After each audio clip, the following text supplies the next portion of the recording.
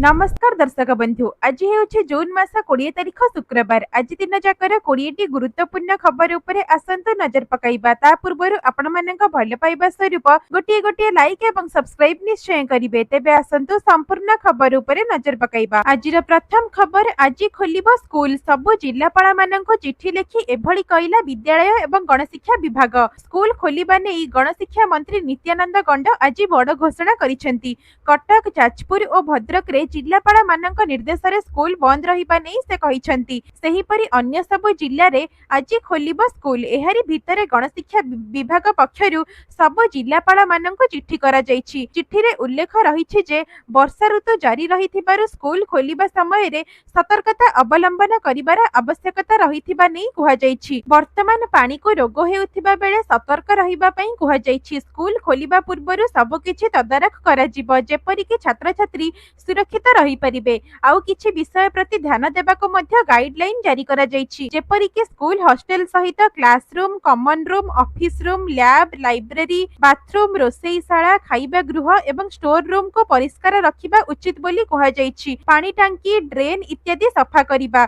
School खोलिबा पूर्वरु उन्नत मानर चाउल आनी स्वास्थ्यकर परिवेश रे रखिबा पई कुहा जायछि। स्कूल और हॉस्टल रे विशुद्ध पानी रा व्यवस्था करिबा पई कुहा जायछि। स्कूल रा चट्टाण परिष्कार सहित घास सफा उपरे मध्य ध्यान देबा पई कुहा जायछि। जेउ स्थान रे पानी जमुछि सेही स्थान परिष्कार करिबा द्वारा मशा ठारो दूरेई रहिबा पई कुहा जायछि। परवर्ती खबर, आज प्रधानमंत्री का ओडिशा गस्त। एही गस्त नै भुवनेश्वर रे समस्त सरकारी कार्यालय अधा दिन रहिबो छुट्टी। प्रधानमंत्री नरेंद्र मोदी का भुवनेश्वर गस्त समय रे व्यापक जनसमागम एवं ट्राफिक भिड़र आशंका करी ओडिशा सरकार जून 20 तारिख अर्थात आज भुवनेश्वर म्युनिसिपालिटी कॉर्पोरेशन बा बीएमसी अधीन रे कार्य करुथिबा समस्त सरकारी कार्यालय पई अधा दिन छुट्टी घोषणा करिसेंती। राजस्व एवं मजिस्ट्रियल कोर्ट बा कार्यनिर्वाही मध्य छुट्टी रहिबो। ए नै राजस्व एवं विपर्यय परिचालना विभाग पक्षरु निर्देशनामा जारी करा जायछि। परवर्ती खबर, वोटर कार्ड को नै आसिला बड़ा अपडेट। 15 दिन रे मिलिबा संशोधित वोटर फोटो परिचय पत्र। वोटर माने जेउ भली शीघ्र फोटो परिचय पत्र पाई परिबे से नै निर्वाचन कमिशन वोटर मानक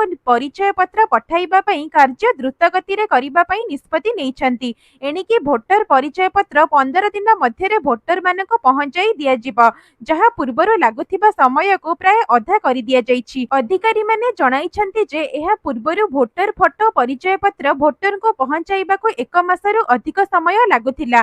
तेमे कमिशन को अनुसार नूतन व्यवस्था निर्वाचन पंजीकरण अधिकारी द्वारा वोटर फोटो परिचय पत्र जेनेरेशन ठारू वोटर मानक वोटर फोटो परिचय पत्र प्रदान पर्यंत प्रत्येक पर्यायर प्रकृत समय ट्रैकिंग सुनिश्चित करिबो।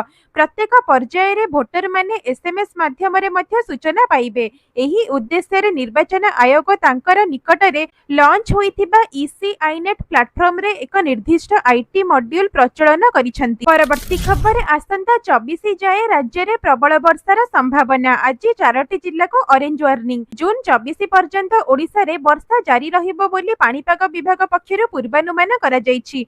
बंगोपसागर रे सक्रिय लघुचाप जोगु ओडिशार विभिन्न स्थान रे वर्षा जारी रहिछि। लगातार वर्षा जोगु साधारण जीवन यात्रा किछि परिमाण रे प्रभावित होइछि। आज ओडिशार 4टी जिल्ला रे प्रबलरु अति प्रबल वर्षा हेबार संभावना रहिछि बोली पाणीपाग विभाग पक्षरु पूर्वानुमान करा जायछि। तेणु झारसुगुड़ा, संबलपुर, सुंदरगढ़ एवं केन्दुझर जिल्ला पई ऑरेंज वार्निंग जारी करा जायछि। सेहीपरि देवगढ़, अनुगुल, मयूरभंज, बड़गढ़ एवं सुवर्णपुर जिल्ला पई प्रबल वर्षा नै येलो वार्निंग जारी करा जायछि। परवर्ती खबर, कमुछि कोरोना। देश रे सक्रिय आक्रांतक संख्या एबे 6000 तळे। कोरोना को नै लोक आतंकित थिबा बेले एबे एक भल खबर हस्तगत होईछि। देश रे सक्रिय कोरोना आक्रांतक संख्या 6000 तळको खसिछि। आज भारत रे सक्रिय कोविड-19 मामला संख्या 5976 को ह्रास पाइछि, जहा पूर्व दिन 6483 थिला। एहा लगातार तृतीय दिन पई कोरोना आक्रांतक संख्या ह्रास पाइबारे लागिछि। स्वास्थ्य एवं परिवार कल्याण मंत्रालय अनुसार गत 24 घंटा मध्य 3 जनकर मृत्यु रिपोर्ट होईछि। ତିନି ଜଣଙ୍କ ମୃତ୍ୟୁ ମଧ୍ୟରୁ 2 ଜଣ ଦିଲ୍ଲୀର ଏବଂ ଜଣେ କେରଳର। ତେବେ ସମସ୍ତ ମୃତକ ଦୀର୍ଘକାଳୀନ ସ୍ୱାସ୍ଥ୍ୟ ସମସ୍ୟା ଥିବା ବୟସ୍କ ବ୍ୟକ୍ତି ଥିଲେ। ତେବେ ଏଥର କୋରୋନା ବେଶୀ ସାଂଘାତିକ ନୁହେଁ ଏବଂ ଚିନ୍ତାର ବିଷୟ ନୁହେଁ, କିନ୍ତୁ ସତର୍କତା ଆବଶ୍ୟକତା ରହିଛି ବୋଲି ମନ୍ତ୍ରାଳୟ ପକ୍ଷରୁ କୁହାଯାଇଛି। ପରବର୍ତ୍ତୀ ଖବର, ଓଡ଼ିଶାବାସୀଙ୍କ ପାଇଁ ଖୁସି ଖବର। 19,000 କୋଟି ପ୍ରକଳ୍ପ ଭେଟି ଦେବେ ପ୍ରଧାନମନ୍ତ୍ରୀ। ଆଜି 19,000 କୋଟି ଟଙ୍କାର ପ୍ରକଳ୍ପର ଶିଳାନ୍ୟାସ ଏବଂ ଉଦ୍ଘାଟନ କରିବେ ପ୍ରଧାନମନ୍ତ୍ରୀ ନରେନ୍ଦ୍ର ମୋଦି। ଏଥିସହିତ 60ଟି ପ୍ରକଳ୍ପର ଶିଳାନ୍ୟାସ ଏବଂ 45ଟି ପ୍ରକଳ୍ପର ଲୋକାର୍ପଣ କରିବେ ପ୍ରଧାନମନ୍ତ୍ରୀ ମୋଦି। ଏନେଇ ରାଜ୍ୟ ବିଜେପି ସଭାପତି ମନମୋହନ ସାମଲ ସୂଚନା ଦେଇଛନ୍ତି। ବିମାନ ବନ୍ଦରରୁ ତ୍ରିରଙ୍ଗା ଯାତ୍ରାରେ ସାମିଲ ହେବେ ପ୍ରଧାନମନ୍ତ୍ରୀ। ପରେ କଳିଙ୍ଗ ଷ୍ଟାଡିୟମରୁ ବିଶାଳ ରୋଡ୍ ଶୋ କରିବେ। ପାଖାପାଖି 2 ଲକ୍ଷ ଲୋକ ପ୍ରଧାନମନ୍ତ୍ରୀଙ୍କୁ ସ୍ୱାଗତ କରିବାର କାର୍ଯ୍ୟକ୍ରମ ରହିଛି। ପ୍ରଧାନମନ୍ତ୍ରୀ ମୋଦି ବୟୋବନ୍ଦନା କାର୍ଡ ଏବଂ ଅନ୍ତର୍ଦେୟ ଘର ବଣ୍ଟନ କରିବା ସହିତ ଲକ୍ଷପତି ଦିଦିଙ୍କୁ ଭେଟିବା କାର୍ଯ୍ୟକ୍ରମ ମଧ୍ୟ ସ୍ଥିର ହୋଇଥିବା କହିଛନ୍ତି ସାମଲ। ପରବର୍ତ୍ତୀ ଖବର, ବିନା କେୱାଇସିରେ ମିଳିବନି ନୂଆ ମୋବାଇଲ ସିମ୍, ଜାଣି ନିଅନ୍ତୁ ସରକାରଙ୍କ ନୂଆ ଗାଇଡଲାଇନ। ନିକଟରେ ଭାରତ ସରକାର ଗୁରୁତ୍ୱପୂର୍ଣ୍ଣ ନିଷ୍ପତ୍ତି ନେଇଛନ୍ତି, ଯେଉଁଥିରେ ମୋବାଇଲ ନମ୍ବର ଏବଂ ବିଜନେସ୍ କଲ୍ ପାଇଁ କେୱାଇସି ବା ନୋ ୟୋର କଷ୍ଟମର ଫ୍ଲେକ୍ସିବିଲିଟିକୁ ଶେଷ କରିଦିଆଯାଇଥିଲା। ଏବେ ଏହାକୁ ବାଧ୍ୟତାମୂଳକ କରିଦିଆଯାଇଛି। ଏହି ପଦକ୍ଷେପ ଟେଲିକମ୍ ସେକ୍ଟରର ପାରଦର୍ଶିତା, ସୁରକ୍ଷା ଏବଂ ବେଆଇନ ଗତିବିଧି ଉପରେ ଅଙ୍କୁଶ ଲଗାଇବା ଉଦ୍ଦେଶ୍ୟରେ ଉଠାଯାଇଛି। ତେବେ ସରକାରଙ୍କ କହିବା ଅନୁସାରେ ଏବେ ସବୁ ମୋବାଇଲ ନମ୍ବର ପାଇଁ କେୱାଇସି ପ୍ରକ୍ରିୟା ବାଧ୍ୟତାମୂଳକ ହେବ, ତାହା ପ୍ରିପେଡ୍ ହେଉ କିମ୍ବା ପୋଷ୍ଟପେଡ୍। ଏନେଇ ପୂର୍ବରୁ ପ୍ରିପେଡ୍ ୟୁଜର୍ସଙ୍କ ପାଇଁ କେୱାଇସି ଫ୍ଲେକ୍ସିବିଲିଟି ଥିଲା, ଯେଉଁଠି ବିନା ପୂରା କେୱାଇସିରେ ମଧ୍ୟ ସିମ୍ କାର୍ଡ ମିଳିପାରୁଥିଲା, କିନ୍ତୁ ଏବେ ଏହି ବିକଳ୍ପ ଶେଷ ହୋଇଯାଇଛି। ନୂଆ ଗାଇଡଲାଇନ ଅନୁସାରେ ୟୁଜର୍ସଙ୍କୁ ନିଜର ପରିଚୟ ଏବଂ ଆଡ୍ରେସ ପ୍ରୁଫ୍ ସହ କେୱାଇସି କମ୍ପ୍ଲିଟ୍ କରିବାକୁ ହେବ। ଏହି ପ୍ରକ୍ରିୟା ଅଫଲାଇନ କିମ୍ବା ଅନଲାଇନ ଉଭୟ ଭାବରେ ପୂରା କରିହେବ। ପରବର୍ତ୍ତୀ ଖବର, କମିବ ବିମାନ ବନ୍ଦର ପାଖରେ ଥିବା ଘରର ଉଚ୍ଚତା। ଅହମ୍ମଦାବାଦ ଦୁର୍ଘଟଣା ପରେ ଜାରି ହେଲା ନୂଆ ବିଜ୍ଞପ୍ତି। ଅହମ୍ମଦାବାଦ ବିମାନ ଦୁର୍ଘଟଣା ପରେ ଚେତିଲେ କେନ୍ଦ୍ର ସରକାର। ଏଣିକି ବିମାନ ବନ୍ଦର ନିକଟରେ ରହିଥିବା ଘର ଏବଂ ଗଛର ଉଚ୍ଚତା କମିବ। ଏନେଇ କେନ୍ଦ୍ର ସରକାର ବିମାନ ଅଧିନିୟମ 2024ରେ କିଛି ପରିବର୍ତ୍ତନ ଆଣି ନୂଆ ବିଜ୍ଞପ୍ତି ପ୍ରକାଶ କରିଛନ୍ତି। ଆଉ ବିମାନ ବନ୍ଦର ନିକଟରେ ରହିବନି ଉଚ୍ଚ ଅଟ୍ଟାଳିକା କିମ୍ବା ବଡ଼ ଗଛ। ତେଣୁ ବିମାନ ଚଳାଚଳରେ ବାଧା ସୃଷ୍ଟି କରୁଥିବା କୋଠା କିମ୍ବା ଗଛ ତୁରନ୍ତ ହଟାଯିବ। ମାଲିକମାନଙ୍କୁ ବେସାମରିକ ବିମାନ ଚଳାଚଳ ମନ୍ତ୍ରାଳୟ ପକ୍ଷରୁ ନୋଟିସ୍ ହେବା ସହିତ ବିମାନ ଉଡ଼ାଣରେ କୌଣସି ଗଛ ଅବରୋଧ କରୁଥିଲେ ତାକୁ ମଧ୍ୟ କଟାଯିବ। ନୋଟିସ୍ ପାଇବାର 60 ଦିନ ମଧ୍ୟରେ ସେଗୁଡ଼ିକୁ ଭାଙ୍ଗିବା କିମ୍ବା ଉଚ୍ଚତା କମାଇବାକୁ ପଡ଼ିବ। ଏନେଇ ବ୍ୟବସ୍ଥା ଅନୁସାରେ ଘର ମାଲିକ କ୍ଷତିପୂରଣ ଆବେଦନ କରିପାରିବେ ଏବଂ ସମ୍ପୃକ୍ତ ମାଲିକଙ୍କୁ କ୍ଷତିପୂରଣ ମଧ୍ୟ ପ୍ରଦାନ କରାଯିବ। ନିର୍ଦ୍ଧାରିତ ସମୟ ସୀମା ଭିତରେ ଘର ଭାଙ୍ଗିବା ସହ ଗଛର ଉଚ୍ଚତା କମାଇବାକୁ ହେବ। ମାଲିକମାନେ ନିୟମ ନ ମାନିଲେ ଏରୋଡ୍ରୋମ ଅଧିକାରୀ ଏନେଇ ଜିଲ୍ଲାପାଳଙ୍କୁ ଅବଗତ କରିବେ। ତେବେ ଜିଲ୍ଲାପାଳଙ୍କ ହସ୍ତକ୍ଷେପ ପରେ ଘର କିମ୍ବା ଗଛର ଉଚ୍ଚତା କମ୍ କରାଯିବ। ପରବର୍ତ୍ତୀ ଖବର, ବଦଳିଲା ସୁନା ରୂପା ଦର, ଜାଣନ୍ତୁ ଆଜି କେତେ ଅଛି ମୂଲ୍ୟ। ଲକ୍ଷେ ଟଙ୍କା ପାର ହୋଇସାରିଛି ସୁନା ଦର। ଏବେ ନିୟମିତ ବଢି ଚାଲିଛି ସୁନା ଦାମ, ଯାହା ସଭିଙ୍କର ମୁଣ୍ଡ ବିନ୍ଧାର କାରଣ ପାଲଟିଛି। ଆଜି ଭାରତୀୟ ବଜାରରେ 24 କ୍ୟାରେଟ ସୁନା 1,01,080 ଟଙ୍କା ରହିଛି। ସେହିପରି 22 କ୍ୟାରେଟ ସୁନା ଦର 42,650 ଟଙ୍କାକୁ ଛୁଇଁଛି। ସେହିପରି ରାଜଧାନୀ ଭୁବନେଶ୍ୱରରେ 24 କ୍ୟାରେଟ ସୁନା ମୂଲ୍ୟ 10 ଗ୍ରାମ ପିଛା 1,01,080 ଟଙ୍କା ରହିଥିବା ବେଳେ 22 କ୍ୟାରେଟ ସୁନାର ମୂଲ୍ୟ 42,650 ଟଙ୍କାକୁ ପହଞ୍ଚିଛି। ସେହିପରି 18 କ୍ୟାରେଟ ସୁନା ଦାମ 10 ଗ୍ରାମକୁ 75,810 ଟଙ୍କା ରହିଛି। ଗତକାଲି ଏହା 75,690 ଟଙ୍କା ଥିଲା। ଏଥିରେ 120 ଟଙ୍କା ବୃଦ୍ଧି ହୋଇଛି। ଅନ୍ୟପଟେ ରୂପା ମୂଲ୍ୟ କିଲୋ ପିଛା 1,12,000 ଟଙ୍କା ହୋଇଛି। ପରବର୍ତ୍ତୀ ଖବର, ଖୁବ୍ ଶୀଘ୍ର ଖାତାକୁ ଆସିବ ପିଏମ୍ କିଷାନର 20ତମ କିସ୍ତି 2,000 ଟଙ୍କା। ପ୍ରଧାନମନ୍ତ୍ରୀ କିଷାନ ଯୋଜନାର 20ତମ କିସ୍ତି ଜୁନ୍ ମାସରେ ଅର୍ଥାତ୍ ଚଳିତ ମାସରେ ଜାରି ହୋଇପାରେ। ଏହାଦ୍ୱାରା କୋଟି କୋଟି ଚାଷୀଙ୍କୁ ଏକ ବଡ଼ ଆଶ୍ୱସ୍ତି ମିଳିବ। ଯଦି ଆପଣ ପ୍ରଧାନମନ୍ତ୍ରୀ କିଷାନ ସମ୍ମାନ ନିଧି ଯୋଜନାର ହିତାଧିକାରୀ, ତେବେ ଆପଣଙ୍କ ଆକାଉଣ୍ଟକୁ ଖୁବ୍ ଶୀଘ୍ର 2,000 ଟଙ୍କା ସ୍ଥାନାନ୍ତର କରାଯିବ। ସୂତ୍ରରୁ ମିଳିଥିବା ସୂଚନା ଅନୁଯାୟୀ ପ୍ରଧାନମନ୍ତ୍ରୀ କିଷାନ ଯୋଜନାର 20ତମ କିସ୍ତି 20 ଜୁନ୍ 2025ରେ ଚାଷୀଙ୍କ ଆକାଉଣ୍ଟକୁ ସ୍ଥାନାନ୍ତର କରାଯାଇପାରେ। ଯଦିଓ ଏହି ତାରିଖ ସରକାରଙ୍କ ଦ୍ୱାରା ଏପର୍ଯ୍ୟନ୍ତ ଆନୁଷ୍ଠାନିକ ଭାବରେ ନିଶ୍ଚିତ କରାଯାଇନାହିଁ, କିନ୍ତୁ ଏହି ତାରିଖ ଗଣମାଧ୍ୟମ ରିପୋର୍ଟରେ ପ୍ରକାଶ ପାଉଛି। ପୂର୍ବରୁ 19ତମ କିସ୍ତି ଫେବୃଆରୀ 2025ରେ ପଠାଯାଇ କରାଯାଇଥିଲା। ଏଥିରୁ ଅନୁମାନ କରାଯାଇପାରେ ଯେ ପରବର୍ତ୍ତୀ କିସ୍ତି 3 ମାସ ପରେ ଅର୍ଥାତ୍ ଜୁନ୍ ମାସରେ ଜାରି କରାଯାଇପାରେ। ସରକାର ସ୍ପଷ୍ଟ କରିଛନ୍ତି ଯେ କେବଳ ସେହି ଚାଷୀମାନଙ୍କୁ ଏହି କିସ୍ତି ମିଳିବ ଯେଉଁମାନେ ପ୍ରଧାନମନ୍ତ୍ରୀ କିଷାନ ପୋର୍ଟାଲରେ ପଞ୍ଜୀକରଣ ବା ଫାର୍ମର ରେଜିଷ୍ଟ୍ରେସନ ସମାପ୍ତ କରିଛନ୍ତି ଏବଂ ଯାହାଙ୍କ ପାଖରେ କୃଷକ ପରିଚୟ ପତ୍ର ଅଛି। ଏଭଳି ପରିସ୍ଥିତିରେ ଯେଉଁ ଚାଷୀମାନେ ଏପର୍ଯ୍ୟନ୍ତ ଏହି ପ୍ରକ୍ରିୟା ସମାପ୍ତ କରିନାହାନ୍ତି ସେମାନେ ଯଥାଶୀଘ୍ର ପଞ୍ଜୀକରଣ କରିନେବା ଉଚିତ। ଏହା ବ୍ୟତୀତ ଇ-କେୱାଇସି ବାଧ୍ୟତାମୂଳକ କରାଯାଇଛି। ଯେଉଁ ଚାଷୀମାନେ ଏପର୍ଯ୍ୟନ୍ତ ଇ-କେୱାଇସି କରିନାହାନ୍ତି ସେମାନଙ୍କୁ ପେମେଣ୍ଟ ମିଳିବାରେ ବିଳମ୍ବର ସମ୍ମୁଖୀନ ହେବାକୁ ପଡ଼ିବ। ଆପଣ ପିଏମ୍ କିଷାନ ପୋର୍ଟାଲକୁ ଯାଇ ଫାର୍ମର କର୍ଣ୍ଣରରେ ଇ-କେୱାଇସି ବିକଳ୍ପ ବାଛିପାରିବେ ଏବଂ ଆଧାର ନମ୍ବର ସହିତ ବାୟୋମେଟ୍ରିକ ପ୍ରକ୍ରିୟା ସମାପ୍ତ କରିପାରିବେ। ଏହି ସବୁ ସୁବିଧା ନିକଟତମ ସିଏସ୍ସି କେନ୍ଦ୍ରରୁ ମଧ୍ୟ ପାଇପାରିବେ। ସରକାର ସାରା ଦେଶରେ ଏକ ସାଚୁରେସନ ଡ୍ରାଇଭ୍ ଚଳାଉଛନ୍ତି ଯାହାଦ୍ୱାରା ନକଲି ହିତାଧିକାରୀଙ୍କୁ ହଟାଇ ପ୍ରକୃତ ଚାଷୀମାନଙ୍କୁ ଏହି ଯୋଜନାରେ ଲାଭ ଦିଆଯାଇପାରିବ। ତେବେ ଆପଣମାନେ ଆମର ଏହି ଭିଡିଓଟିକୁ କେଉଁ ଜିଲ୍ଲାରୁ ଦେଖୁଛନ୍ତି କମେଣ୍ଟ ମାଧ୍ୟମରେ ଲେଖିକି ନିଶ୍ଚୟ ଜଣାଇବେ। ପରବର୍ତ୍ତୀ ଖବର ଆଜି ପ୍ରଧାନମନ୍ତ୍ରୀଙ୍କ ଭୁବନେଶ୍ୱର ଗସ୍ତ ସୁରକ୍ଷା ବଳୟରେ ରାଜଧାନୀ 133 ପ୍ଲାଟୁନ ପୁଲିସ ହେବେ ମୁତୟନ। ଓଡ଼ିଶା ମୁଖ୍ୟମନ୍ତ୍ରୀ ମୋହନ ଚରଣ ମାଝୀ ଗତକାଲି ଭୁବନେଶ୍ୱର ଜନତା ମଇଦାନ ପରିଦର୍ଶନ କରିଛନ୍ତି। ଏଥିସହିତ ଆଗାମୀ କାର୍ଯ୍ୟକ୍ରମ ପାଇଁ ଜାରି ରହିଥିବା ପ୍ରସ୍ତୁତିର ସମୀକ୍ଷା କରିଛନ୍ତି। ରାଜ୍ୟ ବିଜେପିର 1 ବର୍ଷ ପୂର୍ତ୍ତି ଅବସରରେ ଆଜି ଏକ ବିଶାଳ କାର୍ଯ୍ୟକ୍ରମ ଆୟୋଜିତ ହେବ। ପ୍ରଧାନମନ୍ତ୍ରୀ ନରେନ୍ଦ୍ର ମୋଦି ମୁଖ୍ୟ ଅତିଥି ଭାବରେ ଏହି ମହାକାର୍ଯ୍ୟକ୍ରମରେ ଯୋଗଦେବେ। ପ୍ରଧାନମନ୍ତ୍ରୀ ନରେନ୍ଦ୍ର ମୋଦିଙ୍କ ରାଜ୍ୟ ରାଜଧାନୀ ଭୁବନେଶ୍ୱର ଗସ୍ତ ପୂର୍ବରୁ କମିଶନରେଟ୍ ପୁଲିସ ପକ୍ଷରୁ ବ୍ୟାପକ ସୁରକ୍ଷା ବ୍ୟବସ୍ଥା ଗ୍ରହଣ କରାଯାଇଛି। ସୁରକ୍ଷା ଦୃଷ୍ଟିରୁ ମୋଟ 133 ପ୍ଲାଟୁନ ପୁଲିସ ଫୋର୍ସ ମୁତୟନ କରାଯାଇଛି। ଏହା ବ୍ୟତୀତ ଡେପୁଟି କମିଶନର ଅଫ୍ ପୁଲିସ ତଥା ପୁଲିସ ଅଧୀକ୍ଷକ ପଦର 16 ଜଣ ଅଧିକାରୀ, 33 ଜଣ ଅତିରିକ୍ତ ଡିସିପି, 93 ଜଣ ସହକାରୀ ପୁଲିସ କମିଶନର ତଥା ଡେପୁଟି ସୁପାରିଟେଣ୍ଡେଣ୍ଟ ଅଫ୍ ପୁଲିସ ଏବଂ 106 ଜଣ ଇନ୍ସପେକ୍ଟର, 455 ଜଣ ସବ୍ ଇନ୍ସପେକ୍ଟର ଏବଂ ସହକାରୀ ସବ୍ ଇନ୍ସପେକ୍ଟର, 189 ଜଣ ମହିଳା ପୁଲିସ କର୍ମଚାରୀ ଏବଂ 291 ଜଣ ହୋମଗାର୍ଡଙ୍କୁ ନିୟୋଜିତ କରାଯାଇଛି। ଟ୍ରାଫିକ୍ ଏବଂ ଭିଡ଼ ପରିଚାଳନା ପାଇଁ ବିଭିନ୍ନ ଦିଗରୁ ଆସୁଥିବା ଯାନବାହନ ପାଇଁ ନିର୍ଦ୍ଦିଷ୍ଟ ରୁଟ୍ ଏବଂ ପାର୍କିଂ ବ୍ୟବସ୍ଥା ମଧ୍ୟ ସ୍ଥିର କରାଯାଇଛି। ରୋଡ୍ ଶୋ ରୁଟ୍ ବିମାନ ବନ୍ଦରରୁ ଏଜି ଛକ, ରାଜଭବନ ସ୍କୋୟାରରୁ ଜୟଦେବ ବିହାର ଏବଂ ଅନ୍ୟାନ୍ୟ ପ୍ରମୁଖ ଅଞ୍ଚଳ ଦେଇ ଜନତା ମଇଦାନ ପର୍ଯ୍ୟନ୍ତ ହେବ। ଏନେଇ ଅପରାହ୍ନ 3ଟାରୁ ସନ୍ଧ୍ୟା 6ଟା ପର୍ଯ୍ୟନ୍ତ କିମ୍ବା କାର୍ଯ୍ୟକ୍ରମ ଶେଷ ହେବା ପର୍ଯ୍ୟନ୍ତ ଏହି ରୁଟ୍ ଗୁଡ଼ିକରେ ଟ୍ରାଫିକ୍ ଭିଡ଼ ହେବାର ସମ୍ଭାବନା ରହିଛି। ପରବର୍ତ୍ତୀ ଖବର ଡିସେମ୍ବର 9ରେ ବାରବାଟୀରେ ଟି20 ମ୍ୟାଚ୍ ଅଫଲାଇନ ବଦଳରେ ଅନଲାଇନ ଟିକେଟ ବିକ୍ରି ଉପରେ ଫୋକସ୍। ଓସିଏର ଅଫଲାଇନ ଟିକେଟ ବଦଳରେ ଅନଲାଇନ ଟିକେଟ ଉପରେ ଫୋକସ୍ ରହିଛି। ଏନେଇ ଡିସେମ୍ବର 9ରେ ବାରବାଟୀ ଷ୍ଟାଡିୟମରେ ହେବାକୁ ଥିବା ଭାରତ ଏବଂ ଦକ୍ଷିଣ ଆଫ୍ରିକା ଟି20 ମ୍ୟାଚ୍ ପାଇଁ ଅନଲାଇନ ଟିକେଟ ବିକ୍ରି ଉପରେ ଫୋକସ୍ କରୁଛି ଓସିଏ। ତେବେ ଏନେଇ ପ୍ରସ୍ତୁତି କଲାଣି ଓଡ଼ିଶା କ୍ରିକେଟ ସଂଘ।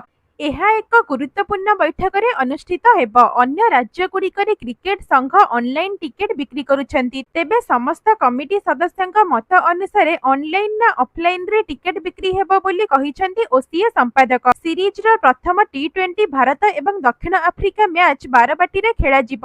ଏନେଇ ବିସିସିଆଇ ପକ୍ଷରୁ କ୍ରୀଡ଼ା ସୂଚୀ ଚୂଡ଼ାନ୍ତ ହେଲା ପରେ ଓସିଏର ପ୍ରସ୍ତୁତି ଏକ ପ୍ରକାର ଆରମ୍ଭ ହୋଇଥିବା ସୂଚନା ଦେଇଛନ୍ତି ଓସିଏ ସମ୍ପାଦକ। ପରବର୍ତ୍ତୀ ଖବର ସମଲେଇ ଦର୍ଶନ ପାଇଁ ଅନଲାଇନ ବୁକିଂ, ଐତିହ୍ୟ ଏବଂ ସଂସ୍କୃତି ସମ୍ପର୍କରେ ଆପ୍ରେ ମିଳିବ ତଥ୍ୟ। ସମ୍ବଲପୁରରେ ମା ସମଲେଇଙ୍କ ମନ୍ଦିର ପକ୍ଷରୁ ଆରମ୍ଭ ହେବାକୁ ଯାଉଛି ଏକ ସ୍ୱତନ୍ତ୍ର ଆପ୍ଲିକେସନ।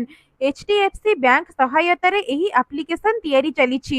ଦୂରଦୂରାନ୍ତରୁ ଆସୁଥିବା ଭକ୍ତ ଆପ୍ରେ ପୂର୍ବରୁ ଧାଡ଼ି ଦର୍ଶନ, ଭୋଗ ଏବଂ ଯାତ୍ରୀ ନିବାସ ପାଇଁ ବୁକିଂ କରିପାରିବେ। କ୍ୟୁଆର ମାଧ୍ୟମରେ ମନ୍ଦିରକୁ ଭକ୍ତ ଅର୍ଥଦାନ କରିବା ମଧ୍ୟ ସହଜ ହେବ। ଏଥିପାଇଁ ମଧ୍ୟ ଏଚଡିଏଫସି ବ୍ୟାଙ୍କ ସହିତ କଥାବାର୍ତ୍ତା ସରିଛି। ଆପ୍ ତିଆରି ଚାଲିଥିବା ସମଲେଇ ମନ୍ଦିର ଟ୍ରଷ୍ଟ ବୋର୍ଡ ସଭାପତି କହିଛନ୍ତି। ପୂର୍ବରୁ କୋରାପୁଟ ଜଗନ୍ନାଥ ମନ୍ଦିର ଏବଂ ଇସ୍କନ ମନ୍ଦିର ପାଇଁ ଅନଲାଇନ ଆପ୍ଲିକେସନ କାର୍ଯ୍ୟକାରୀ ହୋଇଛି ଯାହା ଶୃଙ୍ଖଳିତ ଦର୍ଶନ ସହିତ ଆନୁଷଙ୍ଗିକ ସେବା ଯୋଗାଇ ଦେବାରେ ସଫଳ ହେବ। ପରବର୍ତ୍ତୀ ଖବର ଏବେ ପ୍ରତି ଚା ଦୋକାନରେ ମିଳିବ ଶସ୍ତା ୱାଇଫାଇ। ଟ୍ରାଏର ନୂଆ ନିଷ୍ପତ୍ତିରେ ବଦଳିବ ପୁରା ଦେଶର ଇଣ୍ଟରନେଟ ଗେମ୍। ଭାରତରେ ଇଣ୍ଟରନେଟ ସେବା ନିରନ୍ତର ବୃଦ୍ଧି ପାଉଛି କିନ୍ତୁ ଏହା କେବଳ ସହର ପର୍ଯ୍ୟନ୍ତ ସୀମିତ ରହିବ ନାହିଁ। ଗାଁ, ସହର, ଦୂରଦୂରାନ୍ତର ଅଞ୍ଚଳ ଯାଏ ମଧ୍ୟ ଏବେ ଦ୍ରୁତ ଗତିରେ ଶସ୍ତା ଇଣ୍ଟରନେଟ ସେବା ପହଞ୍ଚି ପାରିବ। ଏହାର ବଡ଼ କାରଣ telecom regulatory authority of India ବା ଟ୍ରାଇର ସଦ୍ୟ ନିଷ୍ପତ୍ତି ଯେଉଁଥିରେ ପବ୍ଲିକ ୱାଇଫାଇ ସେବାକୁ ଶସ୍ତା କରିବା ଦିଗରେ ଉଦ୍ୟମ ଚାଲିଛି। ଏବେ ଛୋଟ ଛୋଟ ଦୋକାନ ମଧ୍ୟ କମ୍ ଦାମରେ ଇଣ୍ଟରନେଟ କିଣିପାରିବେ।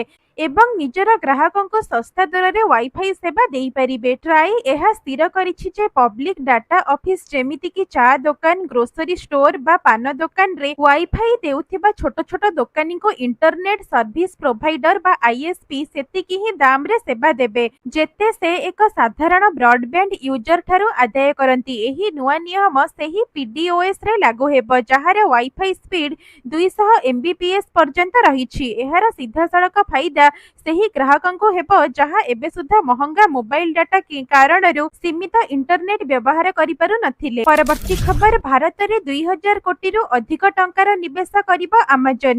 E commerce company Amazon India ଭାରତରେ 2000 କୋଟି ଟଙ୍କାରୁ ଅଧିକ ନିବେଶ କରିବ। ଏ ନେଇ ଘୋଷଣା କରି କମ୍ପାନୀ କହିଛି ଯେ ଆମର ଉଦ୍ଦେଶ୍ୟ ହେଉଛି ସମଗ୍ର ଭାରତରେ ଡେଲିଭରି ନେଟୱାର୍କକୁ ଆହୁରି ମଜବୁତ କରିବା। ଆମାଜନ ଆହୁରି ମଧ୍ୟ କହିଛି ଯେ ଏହି ନିବେଶ ନେଟୱାର୍କ ବିସ୍ତାର ଏବଂ ଅପଗ୍ରେଡରେ ସାହାଯ୍ୟ କରିବ ଯାହାଦ୍ୱାରା ଗ୍ରାହକମାନଙ୍କୁ ଅଧିକ ଶୀଘ୍ର ଏବଂ ଅଧିକ ବିଶ୍ୱସନୀୟ ଭାବରେ ସେବା ଯୋଗାଇ ଦିଆଯାଇପାରିବ। ତେବେ ଖବର ଅନୁଯାୟୀ କମ୍ପାନୀ ଏହି ନିବେଶ ଘୋଷଣା ଏପରି ଏକ ସମୟରେ କରିଛି ଯେତେବେଳେ ଭାରତର ଇ କମର୍ସ ବଜାର ଦ୍ରୁତ ଗତିରେ ବୃଦ୍ଧି ପାଉଛି। ପରବର୍ତ୍ତୀ ଖବର, ପୁରୀ ବେଳାଭୂମି ମାର୍ଗ ଏବଂ ସିଟି ରୋଡ ହେଲା ପାର୍କିଂ ମୁକ୍ତ ଅଞ୍ଚଳ। ଦୀର୍ଘ ଦିନରୁ ଥିବା ଜବରଦଖଲ ହଟାଇବା ପରେ କରାଗଲା ନୋ ପାର୍କିଂ ଜୋନ୍। ଏଣିକି ପୁରୀ ବେଳାଭୂମି ମାର୍ଗ ଏବଂ ସିଟି ରୋଡକୁ ପାର୍କିଂ ମୁକ୍ତ ଅଞ୍ଚଳ ଘୋଷଣା କରାଯାଇଛି। ଦୀର୍ଘ ଦିନ ଧରି ଏହି ଅଞ୍ଚଳରେ ପାର୍କିଂ କରି ଜବରଦଖଲ କରାଯାଉଥିଲା ଫଳରେ ଟ୍ରାଫିକ ଜାମ୍ ଭଳି ପରିସ୍ଥିତି ସୃଷ୍ଟି ହେଉଥିଲା। ତେବେ ପୁରୀ ଏସପି ବିନୀତ ଅଗ୍ରୱାଲଙ୍କ ନିର୍ଦ୍ଦେଶ କ୍ରମେ ସମ୍ପୃକ୍ତ ଅଞ୍ଚଳକୁ ପୁଲିସ ପକ୍ଷରୁ ଜବରଦଖଲ ମୁକ୍ତ କରାଯାଇଛି। ସିଟି ରୋଡ ଏବଂ ବେଳାଭୂମି ମାର୍ଗ ଉପରେ ଯେଉଁମାନେ ଅନଧିକୃତ ଭାବରେ ଗାଡ଼ି ରଖିବେ ସେମାନଙ୍କ ଉପରେ ଅର୍ଥଦଣ୍ଡ ଲାଗୁ ହେବ। ଏହି ଅଞ୍ଚଳକୁ ସର୍ବଦା ଯାତାୟାତ ପାଇଁ ସମ୍ପୂର୍ଣ୍ଣ ମୁକ୍ତ ରଖିବାକୁ ସ୍ଥିର କରାଯାଇଛି। ସେହିପରି ଅର୍ବାନ ହାଟ ନିକଟରେ ଟୁରିଷ୍ଟ ବସ୍ ପାର୍କିଂକୁ ମଧ୍ୟ ସମ୍ପୂର୍ଣ୍ଣ ନିଷେଧ କରାଯାଇଛି। ସେହିପରି ଅଟୋ ଚାଳକଙ୍କ ପାଇଁ ମଧ୍ୟ କଟକଣା ଲାଗୁ କରାଯାଇଛି। ସିଟି ରୋଡ ଏବଂ ବେଳାଭୂମି ମାର୍ଗରେ ପ୍ରାୟ 4000 ଅଟୋ ଚଳାଚଳ କରିଥାଏ। ଏ ନେଇ ଏବେ ସିଟି ରୋଡ ଏବଂ ବେଳାଭୂମି ମାର୍ଗରେ ଗାଡ଼ି ପାର୍କିଂ ନ କରିବାକୁ ପରାମର୍ଶ ଦିଆଯାଇଛି। ପରବର୍ତ୍ତୀ ଖବର, ଭାରତରେ ଅପରେସନ ସିନ୍ଧୁ। ଇରାନରୁ ସ୍ୱଦେଶ ଫେରିଲେ 110 ଭାରତୀୟ। ଇରାନରୁ ଫେରିଲେ 110 ଜଣ ଭାରତୀୟ। ସେମାନଙ୍କ ମଧ୍ୟରୁ ଅଧିକାଂଶ ହେଉଛନ୍ତି କାଶ୍ମୀର ଛାତ୍ରଛାତ୍ରୀ। ଇରାନର ଉର୍ମିଆ ମେଡିକାଲ କଲେଜରେ ପଢୁଥିଲେ। ଆର୍ମେନିଆ ଏବଂ ଦୋହା ଦେଇ ସେମାନଙ୍କୁ ଭାରତ ଅଣାଯାଇଛି। ଏକ ସ୍ୱତନ୍ତ୍ର ବିମାନ ଦିଲ୍ଲୀରେ ପହଞ୍ଚିଛି। ଏବେ ଇରାନ ଇସ୍ରାଏଲ ଯୁଦ୍ଧ ଚାଲିଥିବାରୁ ଇରାନରେ ରହୁଥିବା ଭାରତୀୟଙ୍କ ସୁରକ୍ଷା ନେଇ ଚିନ୍ତା ପ୍ରକାଶ ପାଇଥିଲା। ସେଠାରେ ଫସିଥିବା ଲୋକେ ମଧ୍ୟ ଉଦ୍ଧାର ପାଇଁ ଅନୁରୋଧ କରିଥିଲେ। ଏହାପରେ କେନ୍ଦ୍ର ସରକାରଙ୍କ ପକ୍ଷରୁ ଅପରେସନ ସିନ୍ଧୁ କରାଯାଇଥିଲା। ଏଥିରେ ଇରାନରେ ରହୁଥିବା ଭାରତୀୟଙ୍କୁ ସୁରକ୍ଷିତ ଭାବରେ ଉଦ୍ଧାର କରିବାକୁ ଯୋଜନା ହୋଇଥିଲା। ସିଧାସଳଖ ଇରାନକୁ ଭାରତୀୟ ବିମାନ ଯିବା ସମ୍ଭବ ନଥିବାରୁ ପ୍ରଥମେ ଆର୍ମେନିଆ ପରେ ଦୋହା ଦେଇ ସେମାନଙ୍କୁ ଉଦ୍ଧାର କରାଯାଇଛି। ରିପୋର୍ଟ ଅନୁସାରେ ଇରାନରେ 13,000ରୁ ଅଧିକ ଭାରତୀୟ ଛାତ୍ରଛାତ୍ରୀ ପଢୁଛନ୍ତି। ତେବେ ଇରାନରୁ ଫେରିଥିବା ଭାରତୀୟ ଦିଲ୍ଲୀରେ ପହଞ୍ଚିବା ପରେ ବହୁତ ଖୁସି ହୋଇଛନ୍ତି। ପରବର୍ତ୍ତୀ ଖବର, ସୁଭଦ୍ରା ମହିଳାଙ୍କ ପାଇଁ ଆସିଲା ବଡ଼ ଖବର। କେବେ ଆସିବ ସୁଭଦ୍ରା ତୃତୀୟ କିସ୍ତି ଟଙ୍କା, କିଏ ପାଇବେ କିଏ ବାଦ ପଡ଼ିବେ, ଆସିଲା ସମ୍ପୂର୍ଣ୍ଣ ରିପୋର୍ଟ। ରାଜ୍ୟ ସରକାର ସୁଭଦ୍ରା ଯୋଜନାରେ 2ଟି କିସ୍ତିର ଟଙ୍କା ହିତାଧିକାରୀଙ୍କ ଖାତାକୁ ପଠାଇ ସାରିଛନ୍ତି। 2ଟି କିସ୍ତିରେ ମୋଟ 10,000 ଟଙ୍କା ପାଇସାରିଛନ୍ତି 1 କୋଟିରୁ ଅଧିକ ହିତାଧିକାରୀ। ସମସ୍ତ ଯୋଗ୍ୟ ହିତାଧିକାରୀଙ୍କ ନିକଟରେ ଯେଉଁଭଳି ଭାବରେ ସୁଭଦ୍ରା ପହଞ୍ଚିବ ସେ ନେଇ ରାଜ୍ୟ ସରକାର ଲଗାତାର ଭାବରେ ପ୍ରୟାସ କରିଚାଲିଛନ୍ତି। ତେବେ ତୃତୀୟ କିସ୍ତି ଟଙ୍କା କେବେ ଆସିବ, କେଉଁମାନେ ପାଇବେ, ଅଯୋଗ୍ୟ ହିତାଧିକାରୀଙ୍କ ସର୍ଭେ ପରେ ତୃତୀୟ କିସ୍ତି ଟଙ୍କା ଦିଆଯିବ ବୋଲି ଘୋଷଣା କରିଛନ୍ତି ସରକାର। ସମସ୍ତ ଯୋଗ୍ୟ ହିତାଧିକାରୀଙ୍କ ନିକଟରେ ସୁଭଦ୍ରା ଯୋଜନା ଟଙ୍କା ପହଞ୍ଚାଇବା ନେଇ ପୂର୍ବରୁ ବି ଘୋଷଣା କରିସାରିଛନ୍ତି ରାଜ୍ୟ ସରକାର। ସୂଚନା ମୁତାବକ ଆସନ୍ତା ରାକ୍ଷୀ ପୂର୍ଣ୍ଣିମାରେ ମିଳିବ ସୁଭଦ୍ରା ଯୋଜନାର ତୃତୀୟ କିସ୍ତି ଟଙ୍କା 5,000। ଆଉ ଯେଉଁମାନେ ସୁଭଦ୍ରାର ପ୍ରଥମ କିସ୍ତି ଟଙ୍କା ପାଇଥିଲେ କିନ୍ତୁ ଦ୍ୱିତୀୟ କିସ୍ତି ଟଙ୍କା ପାଇନଥିଲେ ସେମାନଙ୍କୁ ଏକାଥରକେ ତୃତୀୟ କିସ୍ତିରେ 15,000 ଟଙ୍କା ମିଳିବ ବୋଲି ଘୋଷଣା କରାଯାଇଛି। ତେବେ ସୂଚନା ମୁତାବକ ଆସନ୍ତା ରାକ୍ଷୀ ପୂର୍ଣ୍ଣିମାରେ ଏହି ଟଙ୍କା ମିଳିବାକୁ ଯାଉଛି। ଏଥିସହିତ ଯେଉଁମାନଙ୍କୁ ବର୍ତ୍ତମାନ 21 ବର୍ଷ ହୋଇସାରିଛି ସେମାନଙ୍କ ପାଇଁ ସରକାର ମଧ୍ୟ ବିଚାର କରୁଛନ୍ତି। ସର୍ଭେ ପରେ ଖୁବ୍ ଶୀଘ୍ର ପୁଣି ସୁଭଦ୍ରା ପୋର୍ଟାଲ ଖୋଲିବ, ପୁଣି ନୂଆ ଆବେଦନ ଆରମ୍ଭ ହେବ। ଯେଉଁମାନେ ଆବେଦନ କରିନଥିଲେ ସେମାନେ ପୁଣି ଥରେ ସୁଭଦ୍ରା ପାଇଁ ଆବେଦନ କରିପାରିବେ। ତେବେ ଏହାର ସମ୍ପୂର୍ଣ୍ଣ ଅପଡେଟ୍ ପାଇବା ପାଇଁ ଆମ ଚ୍ୟାନେଲରେ ନୂଆ ଥିଲେ ଚ୍ୟାନେଲକୁ ସବସ୍କ୍ରାଇବ କରି ଆମ ସହିତ ଯୋଡ଼ି ହୋଇ ରୁହନ୍ତୁ, ଆଗାମୀ ଅପଡେଟ୍ ପାଇପାରିବେ। ପରବର୍ତ୍ତୀ ଖବର, ଦେଶରେ 4ଟି ରାଜ୍ୟରେ 5ଟି ବିଧାନସଭା ଆସନ ପାଇଁ ଚାଲିଛି ଭୋଟ। ଦେଶରେ 4ଟି ରାଜ୍ୟରେ ବିଧାନସଭା ଉପନିର୍ବାଚନ ପାଇଁ ଆରମ୍ଭ ହୋଇଛି ମତଦାନ। ରାଜନୈତିକ ଦଳ କଂଗ୍ରେସ, ଆପ୍, ତୃଣମୂଳ, ସିପିଆଇ ବା ଏମ୍, ଭାଜପାର ପ୍ରତିଦ୍ୱନ୍ଦ୍ୱୀ କରୁଛନ୍ତି। ଏଥିସହ ଏହି ରାଜନୈତିକ ଦଳଗୁଡ଼ିକ ପରସ୍ପରର ପ୍ରତିଦ୍ୱନ୍ଦ୍ୱୀ ହୋଇ ଛିଡ଼ା ହୋଇଛନ୍ତି। ଗୁଜରାଟର 2ଟି ବିଧାନସଭା ଆସନ, କେରଳ, ପଶ୍ଚିମବଙ୍ଗ ଏବଂ ପଞ୍ଜାବରେ ଗୋଟିଏ ଲେଖାଏଁ ଆସନ ପାଇଁ ଉପନିର୍ବାଚନ କରାଯାଉଛି। ପଶ୍ଚିମବଙ୍ଗର କାଲିଗଞ୍ଜ, କେରଳର ନିଲାମ୍ବୁର, ପଞ୍ଜାବର ଲୁଧିନିଆ ୱେଷ୍ଟ ଏବଂ ଗୁଜରାଟର କାଡ଼ି ଏବଂ ବିସାବଦରେ ବାଇ ଇଲେକ୍ସନ କରାଯାଇଛି। ଭୋଟିଂ ପରେ 23 ତାରିଖରେ ଭୋଟ ଗଣତି କରାଯିବ। ଏନେଇ ଆସନ୍ତା ବର୍ଷ ଉଭୟ କେରଳ ଏବଂ ପଶ୍ଚିମବଙ୍ଗରେ ଆସେମ୍ବଲି ଇଲେକ୍ସନ ହେବ। ପରବର୍ତ୍ତୀ ଖବର, ଆମେରିକାରେ ପାଠ ପଢ଼ିବାକୁ ସ୍ୱପ୍ନ ଦେଖୁଥିବା ପିଲାଙ୍କ ପାଇଁ ଆସିଲା ଖୁସି ଖବର। ଆମେରିକା ଛାତ୍ର ଭିସା ଉପରୁ ପ୍ରତିବନ୍ଧକ ଉଠାଇ ଦେଇଛି। ଏହାର ଅର୍ଥ ହେଉଛି ଏବେ ଛାତ୍ରମାନେ ଆମେରିକା ଯାଇ ପାଠ ପଢ଼ିପାରିବେ। କିନ୍ତୁ ଟ୍ରମ୍ପ ପ୍ରଶାସନ ଏଥିପାଇଁ ଏକ ସର୍ତ୍ତ ବାଧ୍ୟତାମୂଳକ କରିଛି, ଯାହା ଛାତ୍ରମାନଙ୍କୁ ପସନ୍ଦ ଆସିନପାରେ।